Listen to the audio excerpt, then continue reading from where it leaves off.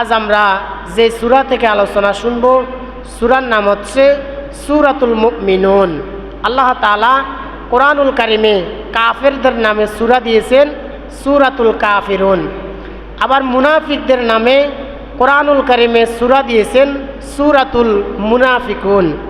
আবার মুমিনদের নামে আল্লাহ তাআলা কোরআনুল কারিমে সূরা দিয়েছেন সূরাতুল মুমিনুন।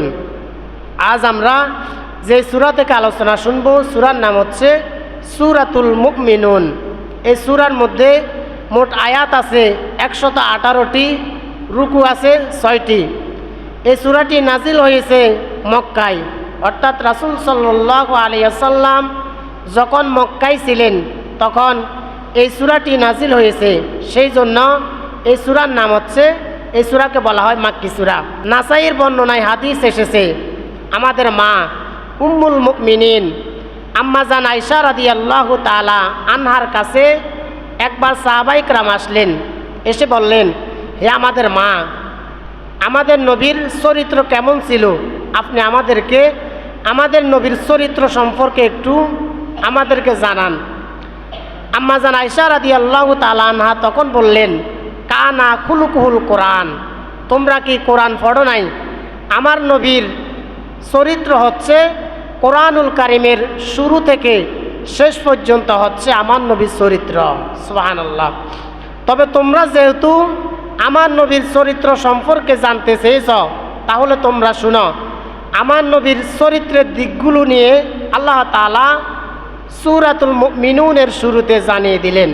অর্থাৎ আমাদের নবীর চরিত্র কেমন ছিল, আল্লাহ তাআলা আমাদের নবীর চরিত্র উল্লেখ করে কোরআনুল কারিমে সূরাতুল মুমিনুনের প্রথম কিছু আয়াত নাজিল করেছেন। আবার সুনানে আহমদের বর্ণনা একটি হাদিস এসেছে, হযরত ওমর রাদিয়াল্লাহু তাআলা আনহু ইসলাম গ্রহণ করার পর কিছুদিন পরে কিছু সাহাবীদেরকে নিয়ে নবীজির সামনে বসলেন। হঠাৎ করে নবীজির সামনে বসার পর দেখলেন হঠাৎ করে মৌমাছির গুনগুন আওয়াজের মতো একটা আওয়াজ হলো। সাহাবায়ে কেরাম তখন বুঝতে পারলেন মনে হয় নবীজির উপরে কোরআন নাজিল হচ্ছে, এই জন্য হঠাৎ করে গুনগুন আওয়াজ শোনা যাচ্ছে। সাহাবায়ে কেরাম তখন চুপ হয়ে গেলেন। ওমর রাদিয়াল্লাহু তাআলা আনহু তিনিও চুপ থাকলেন। তিনিও যখন চুপ থাকলেন, কিছুক্ষণ পর নবীজি ক্যাবলামুখী হয়ে গেলেন। ক্যাবলামুখী হয়ে যাওয়ার পর নবীজি বললেন, আল্লাহুম্মা জিদনা ওয়ালা তানকুসনা ওয়া আকরিমনা ওয়ালা তুহিননা ওয়া আতিনা ওয়ালা তাহরিমনা ওয়া আথিরনা ওয়ালা তুসির আলাইনা ওয়ারদিনা ওয়ারদ আন্না। নবীজি ক্যাবলামুখী হয়ে আল্লাহর কাছে দোয়া করলেন, হে আল্লাহ, তুমি আমাদেরকে দান করো, তুমি আমাদেরকে বঞ্চিত করিও না, তুমি আমাদেরকে সম্মানিত করো, তুমি আমাদেরকে অপমানিত করিও না, তুমি আমাদেরকে নেয়ামত বাড়িয়ে দাও, তুমি আমাদেরকে কম দিও না, তুমি আমাদেরকে মানুষের উপর প্রভাব বিস্তার, মানুষ যাতে আমাদের উপর প্রভাব বিস্তার না করতে পারে, বরং অন্যের উপরে আমাদের প্রভাব বিস্তার করাও। নবীজি এভাবে কিছু দোয়া করলেন। এই দোয়াটি শেষ করে নবীজি সাহাবীদের দিকে তাকালেন। তাকানোর পর নবীজি সাহাবীদেরকে বললেন, হে আমার সাহাবীরা শুনো, কিছুক্ষণ আগে এই মুহূর্তে আমার উপরে আল্লাহ তাআলা এমন কয়েকটি আয়াত নাজিল করেছেন, যে আয়াতগুলোর ভিতরে এমন কিছু গুণের কথা বলেছেন, যে গুণগুলো অর্জন করলে, যে গুণগুলো যারা অর্জন করবে জান্নাতুল ফেরদাউসের তারা ওয়ারিস হয়ে যাবে। সুবহানাল্লাহ। অর্থাৎ আল্লাহ তাআলা আমার উপরে এমন কিছু আয়াত নাজিল করেছেন, এই আয়াতগুলোর অনুযায়ী যে গুণগুলো যারা অর্জন করবে তারা জান্নাতুল ফেরদাউসের ওয়ারিস হয়ে যাবে। নবীজি তখন সাহাবীদের সামনে তেলাওয়াত করা শুরু করলেন। আল্লাহ তাআলা বললেন, কদ আফলাহাল মুমিনুনাল্লাযীনা হুম ফি সলাতিহিম খাশিউন। আল্লাহ তাআলা বলেন, অবশ্যই সফল কাম হবে তারা মুমিন যারা। কদ আফলাহাল মুমিনুন, ওই সকল মুমিনগণ সফল হবে। যখন বললেন ওই সকল মুমিনগণ সফল হবে, আমরা সফল কাম বলতে কি বুঝাই? আমরা সফল কাম বলতে বুঝি যারা অল্প বয়সে টাকার মালিক হয়ে গিয়েছে তারা সফল। আবার যারা দুনিয়াতে আসার পর ক্ষমতার মালিক হয়েছে তারা সফল। যারা অনেকগুলো দোকানপাট ঘরবাড়ি করে ফেলেছে তারা সফল। কিন্তু আল্লাহ তাআলা বললেন ফামান যুহজিহা আনিন নার ওয়া উদখিলাল জান্নাতা ফাকাদ ফাজ। আল্লাহ তাআলা বলেন যে ব্যক্তি জাহান্নামী জীবন পরিচালনা বাদ দিয়ে জান্নাতি জীবন পরিচালনা করবে ফাকাদ ফাজ, সেই ব্যক্তি সফল কাম হয়ে যাবে। সুবহানাল্লাহ। তাহলে আল্লাহ তাআলা এই সূরার ভিতরে মুমিন বান্দাদের কিছু গুণাবলী দিয়েছেন। কি কি গুণাবলী থাকলে তারা মুমিন হবে? মুত্তাকি বান্দাদের আল্লাহ তাআলা 7টি গুণাবলী দিয়েছেন। তার মধ্যে 1 নাম্বার হচ্ছে আল্লাযীনা হুম ফি সলাতিহিম খাশিউন, যারা তাদের নামাজে বিনয় অবলম্বন করবে, যারা খুশু খুজুর সাথে নামাজ আদায় করবে তারা সফল কাম। সুবহানাল্লাহ। তাহলে মুমিন বান্দার 1 নাম্বার গুণাবলী হচ্ছে আল্লাযীনা হুম ফি সলাতিহিম খাশিউন, তারা যখন খুশু খুজুর সাথে নামাজ আদায় করবে তারা সফল। এখন প্রশ্ন হলো খুশু খুজু বলতে কি বোঝায়? খুশু শব্দটি হচ্ছে আরবি, এর বাংলা অর্থ হচ্ছে বিনয় হওয়া, অবনত হওয়া, ঝুঁকে পড়া। তাবরানী শরীফের বর্ণনা একটি হাদিস এসেছে, বিশ্বনবী সাল্লাল্লাহু আলাইহি ওয়াসাল্লাম বললেন আল আউয়ালু শাইইন ইউরফাউ মিন হাযিহিল উম্মাতিল আল খুশুউ ফিস সালাহ। নবীজি বললেন কিয়ামতের আগে এই উম্মত থেকে নামাজের খুশু সবার আগে উঠে যাবে। মসজিদের ভিতর অনেক মুসল্লি থাকবে, মুসল্লিও পাওয়া যাবে, হাত্তা লা তারা ফিহা খাশিয়া, কিন্তু মসজিদের ভিতরে খুশু খুজুর সাথে নামাজ আদায় করা মুসল্লি কম থাকবে। অর্থাৎ দেখা যাবে 4 রাকাত নামাজ 2 মিনিটে পড়ে ফেলবে, 2 রাকাত নামাজ 1 মিনিটে পড়ে ফেলবে। তাদের মধ্যে কোনো খুশু খুজু থাকবে না, নামাজের প্রতিযোগিতা থাকবে কার আগে কে নামাজ শেষ করতে পারে। এই জন্য আল্লাহ তাআলা বললেন মুমিন বান্দার 1 নাম্বার বৈশিষ্ট্য হচ্ছে আল্লাযীনা হুম ফি সলাতিহিম খাশিউন, যখন তারা নামাজ পড়বে তখন তারা ধীরস্থিরভাবে আস্তে আস্তে রুকু সেজদা করবে, খুশু খুজুর সাথে নামাজের যে হুকুম আহকাম রয়েছে সেগুলো পালন করে ধীরস্থিরভাবে নামাজ আদায় করবে। এটি হচ্ছে মুমিন বান্দার 1 নাম্বার গুণাবলী। এরপর 2 নাম্বার হচ্ছে ওয়াল্লাযীনা হুম আনিল লাগওয়ি মুরিদুন, যারা অনর্থক কথাবার্তা বলা থেকে বিরত থাকে, যারা বেহুদা কথাবার্তা বলা থেকে বিরত থাকে তারা সফল কাম। কারণ মুমিন বান্দার আচার আচরণ কেমন হবে আল্লাহ তাআলা কোরআনুল কারীমের 25 নাম্বার সূরা সূরাতুল ফুরকানের 72 নাম্বার আয়াতের মধ্যে বললেন ওয়াল্লাযীনা লা ইয়াশহাদুনাজ যুর ওয়া ইযা মাররু বিল লাগওয়ি মাররু কিরামা। আল্লাহ তাআলা বলেন মুমিন তো হচ্ছে তারা যারা মিথ্যা কথা বলে না, মিথ্যা সাক্ষ্য দেয় না। মুমিন তো হচ্ছে তারা যখন তারা কোনো অনর্থক কাজের ফাঁস দিয়ে যায় সম্মানের সাথে ভদ্রভাবে তারা সে পথ থেকে অতিক্রম করে। অর্থাৎ আপনার সামনে যদি কেউ গালিগালাজ করে তখন আপনি তাদের গালিগালাজ না শুনে আপনি সম্মানের সাথে তাদের সামনে দিয়ে যদি চলে যেতে পারেন তাহলে আপনি হচ্ছেন সফল কাম বান্দা। এরপর মুমিন বান্দা 3 নাম্বার বৈশিষ্ট্য হচ্ছে ওয়াল্লাযীনা হুম লিয-যাকাতি ফাঈলুন, ওই সকল মুমিন বান্দারা সফল যারা যাকাতের ব্যাপারে সক্রিয় থাকে। মুফাসসিরগণ এই আয়াতের ব্যাখ্যায় লিখেছেন যাকাতের পথে সক্রিয় থাকার মানে হচ্ছে যাকাতের উদ্দেশ্য হাসিল করা। যাকাতের মূল উদ্দেশ্য হচ্ছে 2টি। 1 নাম্বার হচ্ছে যাকাত দিলে সমাজে অসহায় গরিব দুঃখী যারা থাকবে তাদের অভাব দূর হয়ে যাবে। আর 2 নাম্বার হচ্ছে যাকাতের মাধ্যমে নিজের আত্মা পরিশুদ্ধি হবে।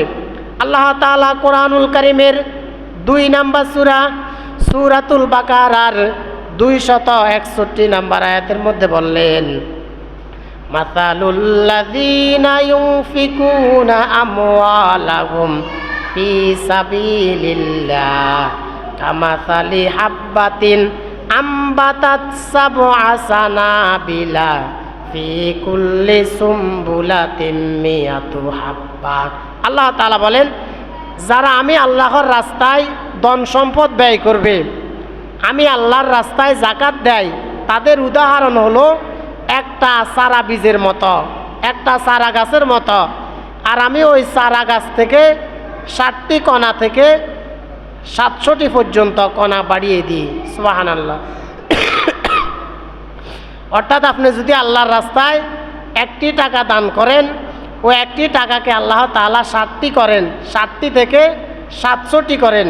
আল্লাহ তাআলা বলেন, আল্লাহু ইউদাইফু লিমান ইয়াশা, আমি আল্লাহ যাকে চাই তাকে 700 থেকে আরও বাড়িয়ে দিই। আল্লাহু ওয়াসিউন আলিম, আর আমি আল্লাহ হচ্ছি সকল বিষয়ের উপর জ্ঞানী। অর্থাৎ আপনি দান করার পর আল্লাহ তাআলা যত ইচ্ছা আপনাকে তত বেশি বাড়িয়ে দেন। আবার আল্লাহ তাআলা বলেন, কদ আফলাহা মান তাযাক্কা ওয়া যাকারা ইসমা রাব্বিহি ফাসাল্লা। আল্লাহ তাআলা বলেন, সেই ব্যক্তি সফল কাম হয়ে গেল যে ব্যক্তি নিজেকে পরিশুদ্ধ পবিত্র করতে পারল।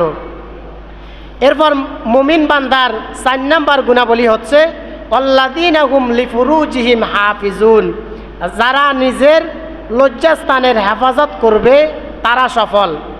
সফল কাম মুমিন হলো তারা নিজের লজ্জাস্থানকে হেফাজত করলো যারা। আল্লাহ তাআলা কোরআনুল কারীমের 7 নম্বর সূরাতুল আরাফের 26 নম্বর আয়াতের মধ্যে বললেন, ইয়া বানি আদামা কদ আনজালনা আলাইকুম লিবাসান ইউয়ারি সাওআতিকুম ওয়ারিশা ওয়া লিবাসুত তাকওয়া যালিকা খায়র যালিকা মিন আয়াতিল্লাহি লাআল্লাহুম ইয়াযাক্কারুন। আল্লাহ তাআলা বলেন, হে আদম সন্তান, আমি তোমাদের জন্য পোশাক অবতীর্ণ করেছি যেন তোমরা তোমাদের লজ্জাস্থানকে ডেকে রাখতে পারো, আর এই পোশাক দিয়ে যেন তোমরা সৌন্দর্য বন্টন করতে পারো। আবার বুখারীর বর্ণনা একটি হাদিস এসেছে, নবীজি বললেন, মাইয়াত মাল্লি মা বাইনা লাহইয়াইহি ওয়া রিজলাইহি আদমানা লাহুল জান্নাহ। নবীজি বললেন, যে ব্যক্তি তার 2 সোয়ালের মধ্যবর্তী জায়গা, অর্থাৎ যে ব্যক্তি তার জিহ্বা হেফাজত রাখতে পারবে আর 2 উরুর মধ্যবর্তী জায়গা অর্থাৎ লজ্জাস্থান হেফাজত রাখতে পারবে, যে ব্যক্তি তার জিহ্বা এবং লজ্জাস্থান হেফাজত রাখতে পারবে, কাল কিয়ামতের দিন আমি নবী তার জন্য জান্নাতের জিম্মাদার হয়ে যাব। সুবহানাল্লাহ। অর্থাৎ আপনি যদি আপনার জবানকে, আপনার মুখকে হেফাজত রাখতে পারবেন, আর আপনি যদি আপনার লজ্জাস্থানকে হেফাজত রাখতে পারেন, তাহলে কিয়ামতের দিন নবীজি আপনার জন্য জান্নাতের জিম্মাদার হয়ে যাবেন। এরপর মুমিন বান্দার 5 নম্বর বৈশিষ্ট্য হচ্ছে ইল্লা আলা আজওয়াজিহিম আও মা মালাকাত আইমানুহুম ফাইন্নাহুম গায়রু মালুমিন, তবে যারা তাদের স্ত্রী এবং তাদের মালিকানা দাস দাসী ব্যতীত অন্য কারো কাছে যায় না, তারা সফল। অর্থাৎ নবীজির যুগে দাসীদেরকে ব্যবহার করা যায়ছিল, কিন্তু আমাদের সময় এখন কোনো দাসী নাই। এই জন্য আল্লাহ তাআলা বললেন, তবে যারা তাদের স্ত্রী এবং তাদের মালিকানা দাসী ব্যতীত অন্য কারো কাছে যায় না, তারা সফল। এরপর 6 নম্বর বৈশিষ্ট্য হচ্ছে ওয়াল্লাযীনা হুম লিআমানাতিহিম ওয়া আহদিহিম রাউন, আর যারা আমানত এবং ওয়াদা রক্ষার ব্যাপারে সচেতন থাকে তারা সফল। আল্লাহ তাআলা এখানে আমানতের ব্যাপারে নবীজি বললেন, মুনাফিকদের আলামত হলো 3টি। 1 নম্বর হচ্ছে ইদা হাদ্দাসা কাযাবা, যখন মুনাফিক কথা বলে তখন সে মিথ্যা বলে। 2 নম্বর বললেন ওয়াইদা আতুমিনা খানা, যখন তার কাছে কেউ আমানত রাখে তখন সে আমানত খেয়ানত করে। 3 নম্বর বললেন ওয়াইদা আহাদা গদাবা, যখন সে ওয়াদা করে তখন সে ওয়াদা ভঙ্গ করে।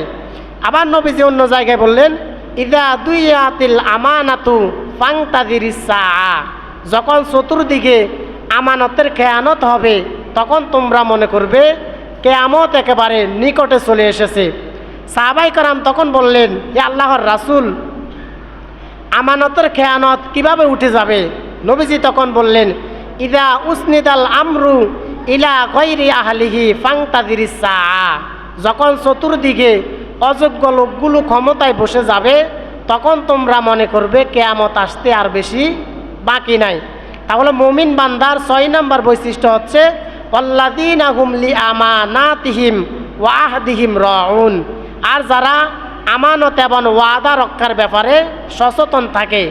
আপনার কাছে যদি কেউ আমানত রাখে, আপনি যদি যথাযথ সময়ে আমানত দিয়ে দিতে পারেন তাহলে আপনি হচ্ছেন সফল কাম মুমিন বান্দা। এরপর 7 নম্বর হচ্ছে আল্লাযীনা হুম আলা সালাওয়াতিহিম ইউহাফিজুন। আর যারা তাদের নামাজের ব্যাপারে সচেতন থাকে তারা সফল। কারণ নামাজ হচ্ছে সফলতার চাবিকাঠি, নামাজ হচ্ছে জান্নাতের চাবিকাঠি। আপনি যদি জান্নাতে যেতে হয় তাহলে আপনার প্রথম শর্ত হচ্ছে আপনি অবশ্যই নামাজ পড়া লাগবে।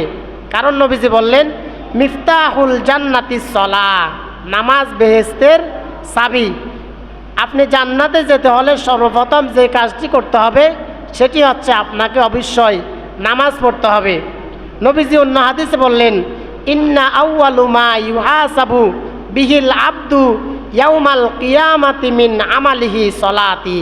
নবীজি বললেন, কিয়ামতের দিন আল্লাহ তাআলা তার বান্দাদের কাছ থেকে সর্বপ্রথম যে হিসাব নেবেন সেটি হচ্ছে নামাজ। কিয়ামতের দিন আল্লাহ তাআলা আপনার কাছ থেকে সর্বপ্রথম নামাজের হিসাব নেবেন। তাহলে সূরাতুল মুমিনুনের ভিতরে আল্লাহ তাআলা সফল কাম মুমিন বান্দাদের 7টি বৈশিষ্ট্যের কথা বললেন। 1 নম্বর বললেন, আল্লাযীনা হুম ফি সলাতিহিম খাশিউন। যারা খুশু খুজুর সাথে ধীরস্থিরভাবে আস্তে আস্তে রুকু সেজদা করে তারা সফল। 2 নম্বর বললেন, আল্লাযীনা হুম আনিল লাগবি মুরিদুন। যারা অনর্থক বেহুদা কথাবার্তা বলে না তারা সফল। 3 নম্বর বললেন, আল্লাযীনা হুম লিয-যাকাতি ফাইলুন। ওই সকল মুমিনগণ সফল যারা যাকাতের ব্যাপারে সক্রিয় থাকে। 4 নম্বর বললেন, আল্লাযীনা হুম লিফুরুজিহিম হাফিজুন। যারা নিজের লজ্জাস্থানের হেফাজত করে তারা সফল। 5 নম্বর বললেন, ইল্লা আলা আজওয়াজিহিম আও মা মালাকাত আইমানুহুম ফাইন্নাহুম গায়রু মালুমিন। যারা তাদের স্ত্রী এবং দাসী ব্যতীত অন্য কারো কাছে যায় না তারা সফল। 6 নম্বর বললেন, আল্লাযীনা হুম লিআমানাতিহিম ওয়া আহদিহিম রাউন। আর যারা আমানত এবং ওয়াদা রক্ষা করে তারা সফল। 7 নম্বর বললেন, আল্লাযীনা হুম আলা সালাওয়াতিহিম ইউহাফিজুন। যারা 5 ওয়াক্ত নামাজের হেফাজত করে, যারা 5 ওয়াক্ত নামাজ আদায় করে তারা সফল। এই 7টি বৈশিষ্ট্যের কথা বলে আল্লাহ তাআলা বললেন, উলাইকা হুমুল ওয়ারিসুন আল্লাযীনা ইয়ারিসুনাল ফিরদাউসা হুম ফিহা খালিদুন। আল্লাহ তাআলা বলেন, তোমাদের কারো বাবা মারা যাওয়ার পর তোমরা যেভাবে তোমাদের বাবার সম্পদের ওয়ারিস হয়ে যাও, আমার যে সকল বান্দারা এই 7টি গুণ অর্জন করবে তারাও আমার জান্নাতুল ফিরদাউসের ওয়ারিস হয়ে যাবে। সুবহানাল্লাহ। অর্থাৎ আপনি যদি এই মুত্তাকি বান্দার সফল কাম মুমিন বান্দার 7টি গুণ অর্জন করতে পারেন তাহলে আল্লাহ তাআলা বলেন, তোমাদের কারো বাবা মা মারা যাওয়ার পর তোমরা যেভাবে তোমাদের বাবার সম্পদের ওয়ারিস হয়ে যাও, তোমরা যেভাবে তোমাদের বাবার সম্পদের মালিক হয়ে যাও, আমার মুমিন বান্দারা এই 7টি গুণ অর্জন করলে তারাও আমার জান্নাতুল ফিরদাউসের ওয়ারিস হয়ে যাবে। সুবহানাল্লাহ। সম্মানিত উপস্থিতি, সংক্ষিপ্তভাবে যে কথাগুলো বলেছি আল্লাহ তাআলা আমাকে এবং আমাদের সবাইকে আমল করার তৌফিক দান করুন। যারা সুন্নত পড়ে না তারা সুন্নত পড়ে নেন।